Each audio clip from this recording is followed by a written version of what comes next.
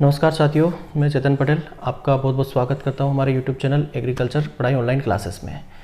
तो साथियों, आज का जो हमारा लेक्चर है उसमें हम 2014 IBPS AFO का जो क्वेश्चन पेपर है उसको सोल्व करेंगे।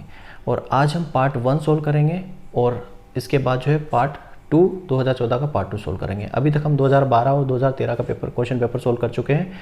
अब हमारे प्लेलिस्ट में जाके देख सकते हैं। ठीक है, तो आज हम डिस्कस करेंगे 2014 का क्वेश्चन पेपर और उसका पार्ट 1। ये बताने से पहले, इस क्वेश्चन पेपर जाने से पहले आपको एक इन्फॉर्मेशन देना चाहता हूँ। कुछ चेंजेस हमने हमारे कोर्स के अंदर किए हैं, उसके बारे में आपको बताना चाहता हूँ। ये जो हमारा IBPS AFO का जो मेंस का कंप्लीट कोर्स है, ये अब हम आपको दे रहे हैं सिर्फ और सिर्फ 499 रुपीज़ में। 499 रुपीज़ में आपको क्या चीज़ फैसिलिटीज़ मिलेगी, ये सारी चीज़ें जो यहाँ पे लिखी हुई है, PDF, video lecture, test series, current affair, one liner, question paper और जो भी चीज़ें हैं सारी चीज़ें। अब यहाँ पे आपको ऑप्शंस क्या मिलेगा, सारी PDF आप क्या कर सकते हैं, डाउनलोड कर सकते हैं। ठीक, PDF भी और वीडियोज़ भी, सब कुछ आप क्या कर सकते हैं, डाउनलोड कर सकते हैं। क्लियर। दूसरा, आप इसको लैपटॉप में भी एक्सेस कर सकते हैं, लैपटॉप में देख सकते हैं, डेस्कटॉप में भी इसको आप देख सकते हैं। ठीक है, कोई रिस्ट्रिक्शन नहीं है। अभी तक हम रिस्ट्रिक्शन था, हमारे पास ऐसा फीचर्स नहीं था कि हम आपको लैपटॉप और डेस्कटॉप पे दिखा पाएँ। तो आप जो ये कोर्स परचेस करते हो, IBPS AFO हमारा मेंस का जो कोर्स है, उसके अंदर ये सारे चीज़ें आपको मिलेगी। ठीक है, ये प्रोग्रेसिव कोर्स रहेगा, ऐसा नहीं कि सारी चीज़ें पहले से उसके अंदर है। हम यहाँ पे आपको डेली अपडेट करते हैं सारे कंटेंट और वीडियो लेक्चर्स और टेस्ट सीरीज़ वगैरह सब कुछ। तो 499 का कोर्स है, आप इसमें PDF, वीडियो लेक्चर सब डाउनलोड कर सकते हैं, लैपटॉप पे भी देख सकते हैं, डेस्कटॉप पे भी देख सकते हैं। दूसरा, मैं आपको बता दूं, हमारा एक UP TGT का कोर्स हमने लॉन्च किया है। ठीक है, वो 30 डेज़ का टारगेट कोर्स है, 30 डेज़ का टारगेट कोर्स है UP PGT के लिए। ये कोर्स हमने आज ही लॉन्च किया है। ये कोर्स जिन बच्चों को चाहिए वो ले सकते हैं। इसकी प्राइस 300 रुपीज़ है ओनली। कितनी? 300 रुपीज़ प्राइस है। UP TGT 2021 30 डेज़ का टारगेट है, क्योंकि आपकी एग्ज़ाम कब है, 7 अगस्त को एग्ज़ाम है। तो ये आज हमने लॉन्च किया, मतलब 30 दिन का कोर्स है। 30 दिन में हम आपको कंटेंट भी देंगे, वीडियो लेक्चर भी देंगे और कुछ टेस्ट भी कंडक्ट करवाएंगे। तो ये भी कोर्स आप ले सकते हैं। तो अब क्वेश्चंस की बात करते हैं। सबसे पहला क्वेश्चन है, depth of seedling in wheat is depend on. ठीक है, वीट क्रॉप का लेक्चर्स में पढ़ा चुका हूँ बच्चों को। तो यहाँ पे बात करते हैं कि जो वीट क्रॉप्स हैं हमारी, वीट की जब सीडलिंग की जो डेप्थ होती है वो किस पे डिपेंड करती है। लेंथ ऑफ कोलेप्टाइल पे डिपेंड करती है, लेंथ ऑफ मीजोकोटाइल पर, लेंथ ऑफ रेडिकल, या B और C दोनों। देखो, ये होता है सीड, यहाँ निकलता है रेडिकल, रेडिकल से क्या निकलती है, रेडिकल से निकलती है रूट। ठीक है, और ये होता है प्लूमुल, प्लूमुल से क्या निकलती है, शूट। क्या होता है, प्लूमुल, इससे निकलती क्या, शूट निकलती है। ठीक है, अब इस सीडलिंग की जो डेप्थ है ये इसके कोटिलिडॉन पर डिपेंड करती है। किस पे, कोलेप्टाइल पे, लेंथ ऑफ कोलेप्टाइल पर डिपेंड करती है। ठीक है, मतलब ये कोलेप्टाइल है, ये जितना ऊपर बढ़ेगा इसकी सीडलिंग भी क्या होगी, उतनी ही बढ़ेगी। मान लो 1 सेंटीमीटर कोलेप्टाइल की लेंथ है तो सीडलिंग की डेप्थ भी क्या होगी, 1 सेंटीमीटर। अगर कोलेप्टाइल की लेंथ 2 सेंटीमीटर हो गई तो सीडलिंग की लेंथ भी क्या हो जाएगी, 2 सेंटीमीटर। तो वीट क्रॉप की लेंथ किस पे डिपेंड करती है, तो लेंथ ऑफ कोलेप्टाइल पर इसकी जो सीडलिंग की डेप्थ है वो डिपेंड करती है। वीट में अलग अलग डेप्थ होती है। सिंगल जीन के लिए 5 से 6 रखते हैं, डबल जीन जो होता है उसके लिए 4 से 5 रखते हैं, ट्रिपल जीन वैरायटी होती है उसके लिए 3 से 4 लगते हैं, पर एवरेज डेप्थ कितनी होती है, 5 सेंटीमीटर रखते हैं सीडलिंग की। ओके, नेक्स्ट क्वेश्चन पूछा है, soil mulch is useful in. Soil mulch का क्या यूज़ है।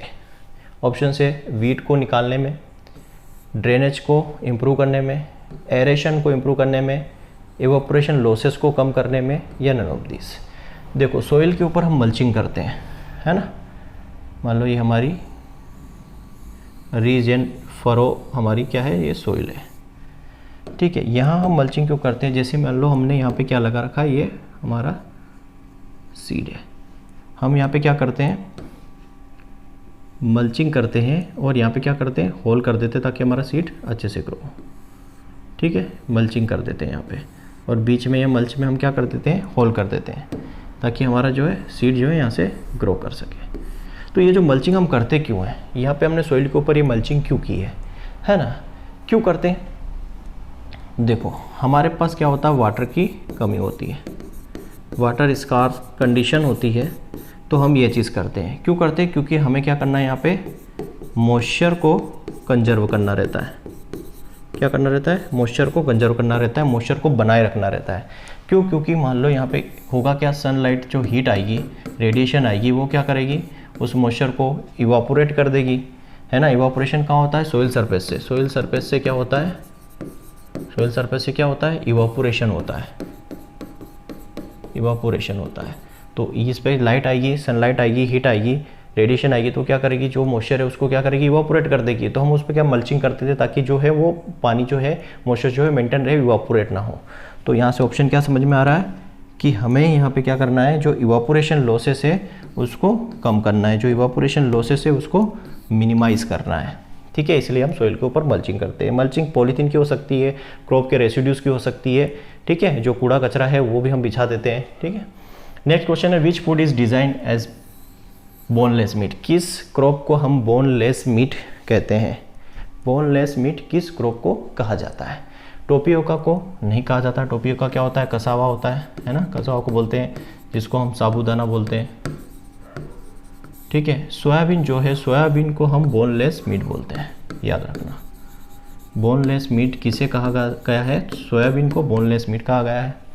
ठीक है, ग्लाइसिन मैक्स का नाम है और इसको बोनलेस मीट कहा गया। जैसे वेजिटेबल मीट, काउपी को वेजिटेबल मीट कहा गया, वैसे ही सोयाबीन को बोनलेस मीट कहा गया। वंडर क्रॉप से येलो ज्वेल इसको बोला जाता है। क्लियर है? तो याद रखना, बोनलेस मीट किसको बोलते हैं? सोयाबीन को। ग्रीन हाउस गैस का effect is, impact of green house gas effect is, मतलब ग्रीन हाउस गैस का जो इम्पैक्ट पड़ता है उस इफेक्ट को हम क्या कहते हैं? ठीक है, ये बोला है कि impact of green house effect, green house effect का जो इम्पैक्ट होता है उसे क्या कहते हैं? देखो ग्रीन हाउस होता क्या है, ये हमारी क्या हो गई, अर्थ। ठीक, अब इस अर्थ के बाहर क्या है, सराउंडिंग क्या है, ये एटमॉस्फेयर है। अर्थ के सराउंडिंग क्या है, ये एटमॉस्फेयर है। इस एटमॉस्फेयर के अंदर बहुत सारी गैसेस है, जैसे CO2 हो गया, N2O हो गया, है ना, NaCH4 हो गया, बहुत सारी गैसेस है। होता क्या है, ये हमारा क्या है, सन। इस सन से जो रेडिएशंस आती है, ठीक है, मान लो ये रेडिएशन आई, ये रिफ्लेक्ट होके जाएगी। कुछ तो यहाँ एब्जॉर्ब होती है, कुछ एब्जॉर्ब होती है, अर्थ कुछ रेडिएशन को एब्जॉर्ब करता है, और कुछ रेडिएशन जो है रिफ्लेक्ट होती है। ठीक है, ये कुछ रिफ्लेक्ट हुई, ये और भी जो रेडिएशन ये आई और ये क्या हुई, रिफ्लेक्ट हुई। अब ये जब रिफ्लेक्ट होती है, इंफ्रारेड रेडिएशन जो है, इंफ्रारेड रेडिएशन जो आती है, कुछ तो रिफ्लेक्ट, कुछ एब्जॉर्ब हो जाती है और कुछ रिफ्लेक्ट होती है। ये जो रिफ्लेक्ट होती है, तो जो एटमॉस्फेयर में जो गैसें हैं, ये एटमॉस्फेरिक गैसें हैं, ये गैसें क्या करती है, जब ये रेडिएशन वापस जाती है तो इन गैसों से टकराती है और वापस कहाँ आती है, पृथ्वी पर आती है, फिर रिफ्लेक्ट होती है। ठीक है, फिर रिफ्लेक्ट होती है, फिर टकराती है, फिर रिफ्लेक्ट होती है, फिर टकराती है, फिर रिफ्लेक्ट होती है, फिर टकराती है। मतलब ये पृथ्वी के चारों ओर ही रहती है, उस एटमॉस्फेयर के अंदर ही ये रेडिएशन एटमॉस्फेयर के अंदर ही रह जाती है। और ये जो एटमॉस्फेयर, ये अर्थ का जो टेम्परेचर है, अर्थ का जो टेम्परेचर है वो बढ़ जाता है, जिससे क्या होती है, अर्थ वार्म हो जाती है। क्या हो जाती है, गर्म हो जाती है, बहुत ज़्यादा गर्म हो जाती है। ठीक है, जिससे क्या होगा, सी लेवल इंक्रीज हो जाता है, सी लेवल इंक्रीज हो जाता है, आइस मेल्टिंग होती है, आइस मेल्टिंग होती है, ग्लेशियर जिसको बोलते हैं। तो ये सारी चीज़ें होती हैं, इसको हम क्या बोलते हैं, ये सारी चीज़ें होती हैं, इसको बोला जाता है ग्लोबल वार्मिंग। इसको क्या बोला जाता है, ग्लोबल वार्मिंग। अब यहाँ से ऑप्शन समझिए, सी लेवल इंक्रीज हो रहा है, हाँ तो वही सी लेवल इंक्रीज होगा, है ना, अर्थ का टेम्परेचर बढ़ेगा तो आइस मेल्टिंग भी होगी, सी फॉर्मेशन तो नहीं बोल सकते। अब ये जो आइस मेल्टिंग होना, सी लेवल का इंक्रीज होना, ये अल्टीमेटली है क्या, ये अल्टीमेटली क्या है, ग्लोबल वार्मिंग है। ये सारी चीज़ें किसकी वजह से होती है, ग्लोबल वार्मिंग की वजह से होती है। और ग्लोबल वार्मिंग किसकी वजह से होता है, ग्रीन हाउस इफेक्ट की वजह से, ग्रीन हाउस गैसों की वजह से। ये ग्रीन हाउस गैसों की वजह से अर्थ का टेम्परेचर बहुत ज़्यादा बढ़ जाता है, ग्रेजुअल इंक्रीज हो जाता है। ठीक है, इसी को हम ग्रीन हाउस इफेक्ट बोलते हैं। और ग्रीन हाउस इफेक्ट की वजह से क्या होता है, ग्लोबल वार्मिंग होती है।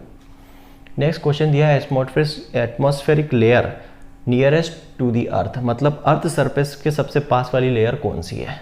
क्लियर है? तो यहाँ पे हम बात करें अर्थ के सबसे नज़दीक जो लेयर है उसके बारे में। तो ये तो हो गई अर्थ, अर्थ की जो सबसे नज़दीक लेयर है, कितनी लेयर्स होती है? मेनली 4 ही काउंट करते हैं, पर 4-5 लेयर्स इसकी होती हैं। तो सबसे पहला जो लेयर्स होती है वो कौन सी होती है? ट्रोपोस्फियर।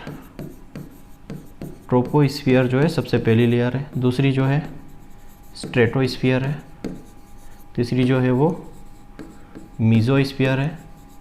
चौथी जो है वो थर्मोस्फियर है। और पांचवी को एक्सोस्फियर बोलते हैं, स्फीयर से बाहर वाली। थर्मोस्फियर, तो यहाँ पे ऑप्शंस देखो क्या है। सबसे पहला जो ऑप्शन है वही समझ में आ रहा है कि ट्रोपोस्फियर सबसे अर्थ के सबसे नज़दीक वाली लेयर कौन सी है? ट्रोपोस्फियर है। और देख लो इसमें ये 8 से 18 किलोमीटर तक होती है, ये 50 किलोमीटर तक होती है, ये 80 किलोमीटर तक होती है, और ये बाकी 300 किलोमीटर तक होती है ना लेयर्स की। ठीक है। स्ट्रेटोस्फियर में क्या होती है? ओजोन लेयर्स होती है, ओजोन परत होती है। किसके अंदर? स्ट्रेटोस्फियर के अंदर क्या होती है? ओजोन लेयर होती है। ठीक है, O2 लेयर्स होती है। बाकी मेट्रोलॉजी के अंदर वो अच्छे से समझेंगे, है ना। 20 से 30 किलोमीटर के आसपास सबसे ज़्यादा डेंस होती है ये। जितने भी वेदरिंग जो फिनोमिना है वो कहाँ? ट्रोपोस्फियर में होती है। जितनी भी केमिकल फिनोमिना है वो स्ट्रेटोस्फियर के अंदर होती है। ठीक है। थर्मोस्फियर के अंदर क्या होता है? रेडियो कम्युनिकेशंस होता है। क्लियर है? जितना भी रेडियो कम्युनिकेशन होता है कहाँ होता है? आइनोस्फीयर में, थर्मोस्फियर के अंदर। ठीक है। यहाँ पे टेम्परेचर जो है सबसे डिक्रीज़ होता है। फर्स्ट लेयर में जो है टेम्परेचर डिक्रीज़ होता है, स्ट्रेटोस्फीयर में इंक्रीज़ होता है। ये स्ट्रेटोस्फीयर को वार्मेस्ट लेयर बोलते हैं। वार्मेस्ट लेयर कौन सी? स्ट्रेटोस्फीयर है। और फिर डिक्रीज़ होता है बहुत ज़्यादा, ये कोल्डेस्ट लेयर है। ठीक, मेसोस्फीयर जो है कोल्डेस्ट लेयर है। तो यहाँ ट्रोपोस्फीयर जो हमारा आंसर है कि अर्थ के पास कौन सा है, तो ट्रोपोस्फीयर है। ठीक है। बाकी डिटेल में और अच्छे से पढ़ेंगे। Leaf less variety of P, मटर की जो है लीफ लेस वेराइटी कौन सी है? अपर्णा है, बोनेविला है, L1116 है, या T163 है? तो यहाँ पे अपर्णा जो है वो लीफ लेस वेराइटी है पी की। नेक्स्ट क्वेश्चन की बात करते हैं, the largest T producer state in India. तो हमारा इंडिया जो है सबसे ज़्यादा क्या है? प्रोड्यूसर है टी का, प्रोड्यूसर है, एक्सपोर्टर है, और कंज्यूमर भी है। कंज्यूम भी सबसे ज़्यादा ये करता है। और सबसे ज़्यादा प्रोडक्शन जो होता है वो कहाँ होता है? आसाम में, लगभग 53%। उसके बाद कहाँ होता है? वेस्ट बंगाल, दार्जिलिंग में। और उसके बाद कहाँ होता है? तमिलनाडु की नीलगिरी एरियाज़ में होता है। तो इसके अकॉर्डिंग ऑप्शंस देख लीजिए। सबसे ज़्यादा कहाँ होता है? आसाम में, उसके बाद वेस्ट बंगाल में, तमिलनाडु में। तो आसाम ऑप्शन में है तो आसाम लगाएंगे। अगर आसाम ऑप्शन में नहीं होता तो वेस्ट बंगाल लगाते। अगर वेस्ट बंगाल भी ऑप्शन में नहीं होता, आसाम भी ऑप्शन में होता, तमिलनाडु लगाते। क्लियर है? सबसे ज़्यादा कहाँ होता है टी का प्रोडक्शन? तो आसाम में होता है। Magnesium is a essential constitute of, magnesium जो है किसका असेंशियल कॉन्स्टिट्यूट है? तो मैग्नीशियम जो कॉन्स्टिट्यूट है वो क्लोरोफिल का है ना। पहला ही ऑप्शन यहाँ पे सही है, क्लोरोफिल का ये जो है असेंशियल कॉन्स्टिट्यूट है। अब मैग्नीशियम जो है क्या काम करता है? ठीक है। डोलोमाइट इसका जो है बोल सकते हैं, डोलोमाइट से ये मिलता है हमें मैग्नीशियम। इसकी कमी से क्या होता है? सेंड डाउन डिजीज़ होती है किसके अंदर? टोबैको के अंदर। इसके जो सिम्टम्स हैं वो लोअर और ओल्डर लीव्स पे आते हैं। कहाँ दिखाई देते हैं? पुरानी पत्तियों पे दिखाई देते हैं। इसमें जो है इसकी जो वेन्स है वो क्या रहती है? ग्रीन रहती है, बट लीव्स जो है वो क्या हो जाती है? येलो। याद रखना। ठीक है। इतनी सारी चीज़ें मैग्नीशियम की डिफिशियंसी होती है। मैग्नीशियम असेंशियल है किसके लिए? क्लोरोफिल के लिए। उससे सेंड डाउन डिजीज़ होती है टोबैको में। लोअर और ओल्डर पत्तियों पे इसके सिम्टम्स दिखाई देते हैं। इसकी वेन्स जो है वो ग्रीन ही रहती है लेकिन पत्ती पीली हो जाती है। इसको इंटरवेनल क्लोरोसिस भी बोलते हैं। इंटरवेनल क्लोरोसिस मतलब, क्लोरोसिस का मतलब होता है पत्तियों को पीला पड़ना। अब इंटरवेनल मतलब कि वेन जो है वो तो ग्रीन है, तो ग्रीन वेन्स को छोड़ के बाकी सारी पत्ती क्या हो गई? येलो हो गई। क्लियर? नेक्स्ट है यहाँ पे TPS production technology related to. TPS production technology किससे रिलेटेड है? टीपीएस का अगर आप फुल फॉर्म देखोगे तो क्या होता है? टीपीएस का फुल फॉर्म होता है ट्रू पोटैटो सीड। अब यहीं से ऑप्शन समझ में आ गया, ट्रू पोटैटो सीड। तो आंसर क्या होगा हमारा? पोटैटो। कितना चाहिए? 100 से 150 ग्राम सीड चाहिए पर हेक्टेयर के लिए। टेक्निक से जनरली हम पोटैटो को प्रोपोगेट करते हैं या फिर हम प्लांटिंग करते हैं ट्यूबर के थ्रू। तो ये टेक्नोलॉजी डेवलप की गई कि हम सीड से भी शोइंग कर सकते हैं पोटैटो की, तो उसके लिए true potato seed technology develop की और इसमें हमको कितने चाहिए, 100 से 150 ग्राम सीड चाहिए। तो आंसर क्या हो जाएगा, किससे रिलेटेड है, टीपीएस पोटैटो से। नेक्स्ट है Indo Gangetic plant in rice cropping system covered about, कितना एरिया जो है कवर करता है। 2014 में क्वेश्चन पूछा गया था, उस समय करंट अफेयर था। तो यहाँ पे कितना एरिया कवर करता है, तो 10 मिलियन हेक्टेयर करता है और लेटेस्ट भी यही है, 10 मिलियन हेक्टेयर एरिया कवर करता है इंडो गंगेटिक प्लांट। नेक्स्ट पूछा गया which crop is known as white gold, सफ़ेद सोना किसे कहते हैं। पहला ऑप्शन है सोयाबीन, सोयाबीन को सफ़ेद सोना नहीं बोलते, इसको येलो ज्वेल बोलते हैं, ठीक है, पीला सोना, इसको येलो ज्वेल बोला जाता है, पीला सोना, ठीक है। सेकेंड है कॉटन, किसका, वाइट कलर को होता है, इसी को बोला जाता है वाइट गोल्ड। वाइट गोल्ड किसको बोला जाता है, कॉटन को ही वाइट गोल्ड बोला जाता है। मेज जो हमारी क्या है, क्वीन है, किसकी, सीरियल्स की। ओपियम पॉपी सबसे ज़्यादा होता है नीमच में, है ना, अफीम सबसे ज़्यादा नीमच और एमडीएस मंदसौर में सबसे ज़्यादा होता है। क्लियर है, कोकीन वगैरह जो बनाया जाता है अफीम से। तो सोयाबीन जो है इसको येलो ज्वेल बोलते हैं, वंडर क्रॉप्स भी बोलते हैं। कॉटन जो है हमारा वाइट गोल्ड बोला जाता है। मेज जो है क्वीन है, सीरियल्स की क्यों बोला जाता है, इसके अंदर पोटेंशियल होता है, सीरियल क्रॉप्स के अंदर सबसे ज़्यादा यील्ड का पोटेंशियल होता है मेज के अंदर, इसलिए इसको क्वीन ऑफ सीरियल्स बोला जाता है। ओपियम पॉपी जो है नीमच के अंदर सबसे ज़्यादा होता है। नेक्स्ट क्वेश्चन की बात करते हैं, plant capable of growing in rocks crevices, ठीक है, चट्टानों की जो दरारें होती हैं उसके अंदर से जो प्लांट ग्रो कर जाते हैं उन प्लांट्स को क्या कहते हैं।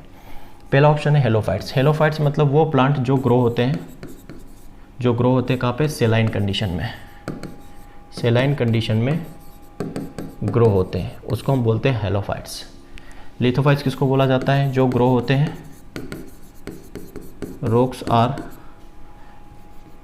रॉक्स की क्रेविसिस पे, रॉक्स की दरारों में ग्रो होते हैं, उसको क्या बोलते हैं, लिथोफाइट्स। तो हमारा आंसर क्या हो जाएगा, लिथोफाइट्स।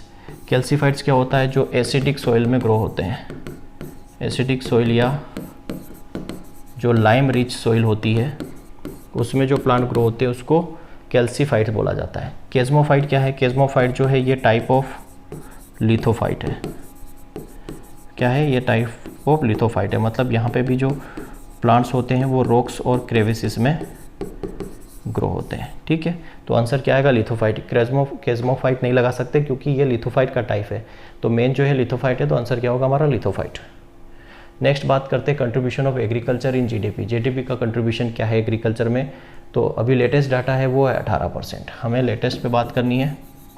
लेटेस्ट कितना, 18%, ये 2014 का क्वेश्चन है, उस समय 15% था, अभी कितना है, 18% कंट्रीब्यूशन है जीडीपी का एग्रीकल्चर में। फिर है which of the following insecticide में भी recommended control of termites, termites के कंट्रोल के लिए बेस्ट जो माना जाता है वो है क्लोरोपाइरीपास। कौन सा है, क्लोरोपाइरीपास। ये क्लोरोपाइरीपास जो है टर्माइट के लिए बेस्ट है। इसको इंडिया के अंदर सीड ट्रीटमेंट में यूज़ किया जाता है, सीड ट्रीटमेंट इसका किया जाता है, सीड ट्रीटमेंट किया जाता है, और किसके लिए, टर्माइट के कंट्रोल के लिए, ठीक है। इसको डेवलप किया गया था यूएसए में, और soil borne disease, soil borne disease के लिए, सोइल बोर्न डिजीज़ के लिए इसको यूएसए में डेवलप किया गया था। क्लोरोपाइरीपास को यूएसए के अंदर डेवलप किया गया था 1965 में, ठीक है, सोइल बोर्न डिजीज़ के लिए। इंडिया में इसको यूज़ करते हैं एज ए सीड ट्रीटमेंट, किसके कंट्रोल के लिए, टर्माइट्स के कंट्रोल के लिए। डाइमेथोइड जो दिया है इसको, इसका नाम रोगर भी है, इसको हम रोगर भी बोलते हैं, ठीक है। ये नीम ऑयल होता है, निम्बिसाइड, एजेरेक्टिका इंडिका जो नीम है उससे बनता है, और मिथाइल डिमेटाइन जो है ये ऑर्गेनोफॉस्फेट फर्टिलाइजर केमिकल है, और ये भी ऑर्गेनोफॉस्फेट है। तो हमारा आंसर क्या है, क्लोरोपाइरीपास जो है दीमक के कंट्रोल्स के लिए या टर्माइट्स के कंट्रोल्स के लिए यूज़ किया जाता है। नेक्स्ट क्वेश्चन है, C4 प्लांट जो है नॉर्मली प्रोड्यूस करता है मोर बायोलॉजिकल यील्ड, C4 प्लांट जो है ज़्यादा बायोलॉजिकल यील्ड प्रोड्यूस करता है as compare to C3 plant, क्यों करता है। देखो C4 प्लांट जो है उसमें लेस फोटोफॉस्फोराइलेशन होता है, मतलब लेस फोटो रेस्पिरेशन होता है, लेस फोटो रेस्पिरेशन होता है as compare to C3 plants. तो ऑप्शन देखिए, मोर फोटोफॉस्फोराइलेशन ये भी नहीं होगा, लेस फोटोफॉस्फोराइलेशन नहीं होगा, मोर फोटो रेस्पिरेशन नहीं होगा, लेस फोटो रेस्पिरेशन। तो C4 प्लांट में जो है फोटो रेस्पिरेशंस कम होता है C3 प्लांट से, इसलिए C4 प्लांट में बायोलॉजिकल यील्ड ज़्यादा होती है।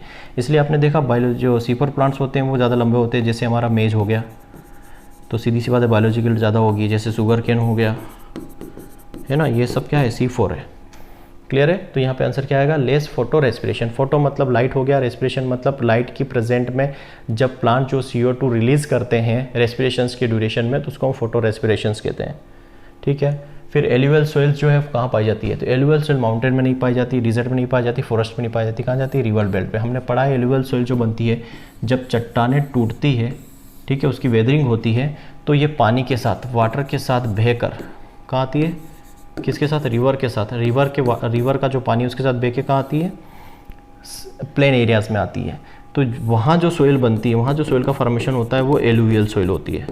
तो रिवर डेल्ट में कहाँ पाई जाएगी, रिवर डेल्टास में पाई जाएगी एलुवियल सोइल। दो तरह की होती है, खादर होता ही है, एक बांगर होती है। खादर को हम न्यू सोइल बोलते हैं, भांगर को हम ओल्ड सोइल बोलते हैं। तो पहले जो सोइल बनती है जो पानी के साथ बह के आती है, नदियों में या नालियों के साथ पानी के साथ बह कर आती है, वो क्या होती है, एलुवियल सोइल होती है, खादर सोइल होती है। वो क्या होती है, सैंडी, उसमें सैंड ज़्यादा होते हैं। बाद में जब ये और आगे जाके डेवलप्ड होती है तो ये बांगर होती है और उसमें क्ले कंटेंट बढ़ जाता है। नेक्स्ट क्वेश्चन दिया है, which of the following crop is the thermo insensitive.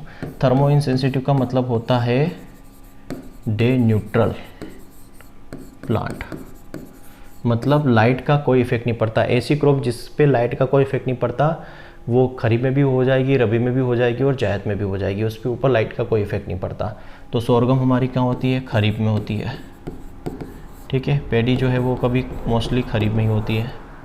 Wheat जो है वो रबी में होता है। तो ऐसी कौन सी क्रॉप जो तीनों सीजन में होती है, सनफ्लावर जो है खरीफ रबी और जायद तीनों में हो जाती है। फोटो इंसेंसिटिव क्रॉप है, डे न्यूट्रल क्रॉप में, तो आंसर क्या हो जाएगा हमारा, सनफ्लावर। नेक्स्ट है the relative proportion of sand, silt और क्ले। सैंड, सिल्ट और क्ले के रिलेटिव प्रोपोर्शन को क्या बोलते हैं, सॉइल टेक्सचर। सीधे सीधे डायरेक्ट डेफिनेशन पूछ ली है कि relative proportion of sand, silt, clay को क्या बोला जाता है, सॉइल टेक्सचर बोला जाता है। और ये जो है सॉइल की इनहेरेंट प्रॉपर्टीज़ है, बेसिक प्रॉपर्टीज़ है, स्टैटिक प्रॉपर्टीज़ है, जो कभी भी चेंज नहीं होती। चाहे आप उसमें टिलेज ऑपरेशन करो, चाहे उसमें खुदाई करो, ऑर्गेनिक मैटर डालो, कुछ भी डालो, ये प्रॉपर्टीज़ कभी भी चेंज नहीं होती हैं। ठीक है। Soil texture. बाकी सॉइल टेक्सोनोमी मतलब सॉइल का क्लासिफिकेशन हो गया, जैसे inceptisol, entisol, andisol, histosol, जितनी भी 12 क्लासेस है। उसके बाद फिर हमारी एलुवियल सॉइल, ये सारी चीज़ें क्लासिफिकेशन। टेक्सचर क्या होता है, सॉइल का अरेंजमेंट, जो सॉइल पार्टिकल है हमारे सैंड, सिल्ट, क्ले, इनका जो अरेंजमेंट होता है या इनका एग्रीगेशन होता है, जैसे सॉइल एग्रीगेशन दिया है उसको हम बोलते हैं सॉइल स्ट्रक्चर। नाउ नेक्स्ट है study of soil from the standpoint of higher plant. अगर हम सॉइल की स्टडी, ठीक है, क्या कर रहे हैं, सॉइल की study in relation to plant, in relation to plant अगर करते हैं तो उसको क्या बोला जाता है। अगर हम सॉइल की study in relation to plant करते हैं तो उसको हम बोलते हैं इडाफोलॉजी।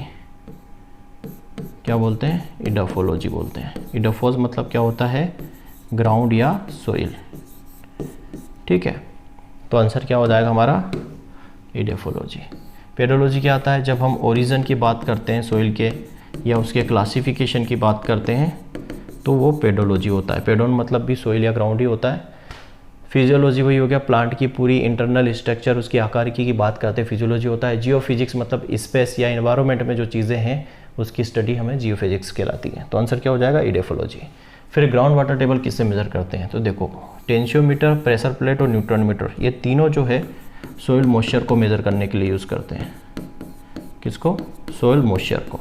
याद रखना, टेंशियोमीटर, प्रेशर प्लेट और न्यूट्रॉन प्लेट तीनों जो है सॉइल मॉइस्चर डिटरमाइन करने के लिए यूज़ किया जाता है। ऑप्शन क्या बचा, पीजोमीटर। तो आंसर क्या हो जाएगा, पीजोमीटर से हम क्या चेक करते हैं, ग्राउंड वाटर टेबल को चेक करते हैं। नेक्स्ट बात करते हैं disease caused by zinc deficiency. Zinc की डिफिशियंसी होने से कौन सा रोग होगा, मोस्ट इंपॉर्टेंट क्वेश्चन है, सभी एग्जामों में ये क्वेश्चन पूछा जाता है। तो यहाँ पे आंसर क्या होगा, यहाँ पे आंसर क्या हो जाएगा, आंसर हो जाएगा खेरा डिजीज। ठीक है। खेरा डिजीज किसकी डिजीज है, राइस। कब डेवलप हुई थी, इसको YL नेने ने डेवलप किया था 1966 में। कहाँ पर, पंतनगर में, पंतनगर यूनिवर्सिटी में। विपटेल जो है मोलिब्डेनम की डिफिशियंसी, मोलिब्डेनम की डिफिशियंसी से होता है किसमें, कॉलीफ्लावर में। ठीक है। डाइबैक जो है सिट्रस में होता है किसकी वजह से, कॉपर की डिफिशियंसी की वजह से। और मोजेक जो है डिफरेंट क्रॉप्स के ऊपर डिपेंड करता है, जनरली ये वाइट फ्लाई वेक्टर की वजह से होता है, ठीक है। नेक्स्ट क्वेश्चन इसकी बात करते हैं, वर्टिसोल किससे रिलेटेड है। वर्टिसोल क्या होती है, कॉम्पैक्ट सॉइल होती है। क्या होती है, कॉम्पैक्ट सॉइल होती है। इसमें क्या होता है, स्वेलिंग और श्रिंकिंग प्रॉपर्टीज़ होती है, स्वेलिंग और श्रिंकिंग प्रॉपर्टीज़ होती है। और स्वेलिंग श्रिंकिंग प्रॉपर्टी किस सॉइल का कैरेक्टर से, तो ब्लैक सॉइल का कैरेक्टर है। तो ऑप्शंस देखिए, ब्लैक सॉइल ऑप्शंस में दिया है, तो यहाँ पे आंसर क्या हो जाएगा हमारा, ब्लैक सॉइल है। बाकी और ऑप्शंस पे जाने की ज़रूरत ही नहीं है। और ब्लैक सॉइल के अलावा अगर ब्लैक सॉइल ना देखिए, अगर नहीं दिया होता तो हम फिर लेटराइट सॉइल पे जाते, क्योंकि लेटराइट सॉइल के अंदर भी स्वेलिंग सिंकिंग प्रॉपर्टीज़ होती है, पर वर्टिसोल्स के अंदर नहीं आती, ये भी ध्यान रखना। मैक्सिमम एरिया हाइब्रिड राइस का किस कंट्री में है। तो सीधी सी बात है, सबसे पहले हाइब्रिड राइस कहाँ शुरू हुआ था, चाइना में। आंसर क्या होगा, चाइना।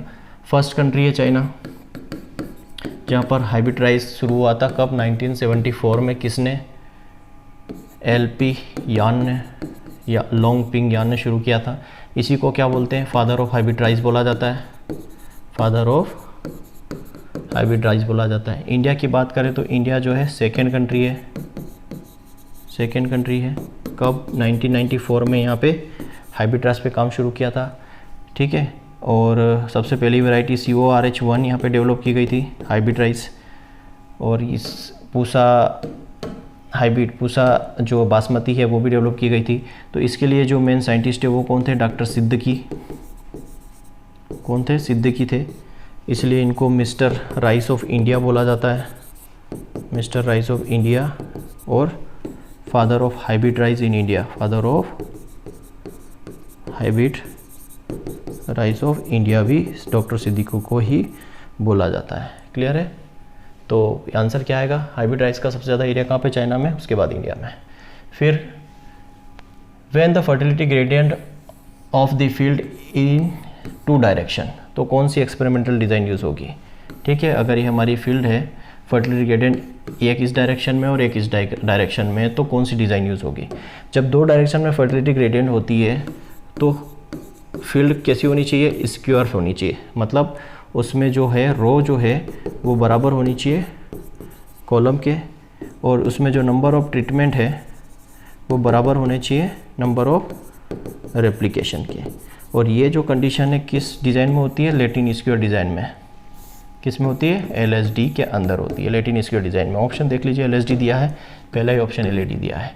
RBD में क्या होता है, जब यहाँ पूछा जाता 2 की जगह क्या होता है, यहाँ पे 1 डायरेक्शन होता तो RBD हो जाता, 0 रिस्ट्रिक्शन होता तो CRD हो जाता। और स्प्लिट प्लॉट डिज़ाइन जो है, SPD मतलब split plot design, split plot design में मेन प्लॉट होता है और सब प्लॉट होता है। सब प्लॉट के अंदर प्रिसीजन ज़्यादा होता है। जब 2 अलग अलग फैक्टर्स दिए जाते हैं, जैसे फर्टिलाइज़र दे दिया, इरीगेशन दे दिया, ठीक है, तो वहाँ पे हम स्प्लिट प्लॉट डिज़ाइन यूज़ करते हैं। तो ये हमारा जो है आज 2014 का जो क्वेश्चन जो पेपर था उसका फर्स्ट पार्ट हमने कंप्लीट किया है, और इसके बाद कल जो हम इसका सेकंड पार्ट कंप्लीट करेंगे, ठीक है। यहाँ पे जो इन्फॉर्मेशन के बारे में हमने बात की थी वो फिर से मैं आपको एक बार बता देता हूँ कि जो IBPS FO का जो हमारा मेंस का कोर्स है उसमें हमने चेंजेस किया है। अब हमारा कोर्स ये 499 में मिलेगा, और इस कोर्स के अंदर ही पहले हम 499 में सिर्फ ऑनलाइन एक्सेस दे रहे थे, लेकिन अब आपको 499 के अंदर आप PDF को भी डाउनलोड कर सकते हैं, वीडियो को भी डाउनलोड कर सकते हैं, लैपटॉप पे भी देख सकते हैं, डेस्कटॉप पे भी देख सकते हैं। क्लियर। एक UP PGT का कोर्स हमने लॉन्च किया, वो 30 डेज़ का टारगेट कोर्स है, 30 दिन के अंदर हम उसको कंप्लीट करवाएंगे, क्योंकि 7 अगस्त को एग्ज़ाम है। वो कोर्स लॉन्च किया, उस कोर्स की प्राइस है मात्र 300 रुपये, ठीक है। तो आप हमारे कोर्स ले सकते हैं, इसके अंदर जो जो चीज़ें हैं वो सारी चीज़ें आपको मिलेगी, आप डाउनलोड कर सकते हैं, लैपटॉप पे भी देख सकते हैं, सब कुछ कर सकते हैं। थैंक यू दोस्तों।